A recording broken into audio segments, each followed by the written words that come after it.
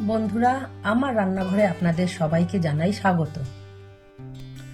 আজকে আমি বানাতে চলেছি মোচা চিংড়ি। তো দেখুন আমি কিভাবে বানাই। সব উপকরণগুলো আমি রেডি করে নিয়েছি। কড়াইতে সাদা তেল দিয়ে দিলাম। চিংড়ি মাছটা ভেজে নেব, তাই কড়াইতে অল্প করে লবণ আর হলুদ দিয়ে দিলাম। এবার চিংড়ি মাছগুলো ভেজে নিচ্ছি। তেলের উপরে আগেই লবণ আর হলুদ দিয়েছিলাম বলে দেখুন মাছগুলো কড়াইতে লেগে যায়নি। মাছগুলো ভাজা হয়ে গেছে, এবার তুলে নিচ্ছি। জিরে, শুকনো লঙ্কা, তেজপাতা ফোড়ন দিয়ে দিলাম। এবার দিচ্ছি রসুন বাটা, পেঁয়াজ বাটা আর আদা বাটা।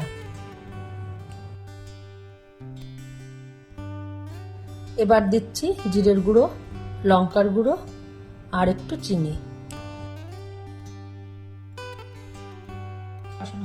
এবার অল্প পরিমাণ জল দিয়ে দিলাম, মশলাটা ভালো করে কষিয়ে নেব তাই। এবার মোচা দিয়ে দিলাম।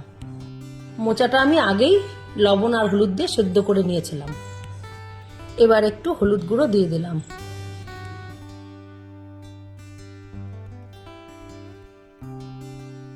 এবার ভেজে রাখা চিংড়ি মাছগুলো দিয়ে দিচ্ছি।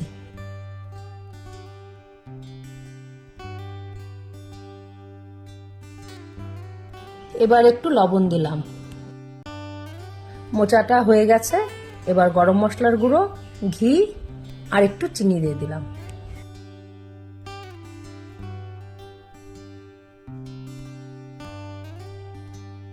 তৈরি হয়ে গেছে গরম গরম মোচা চিংড়ি।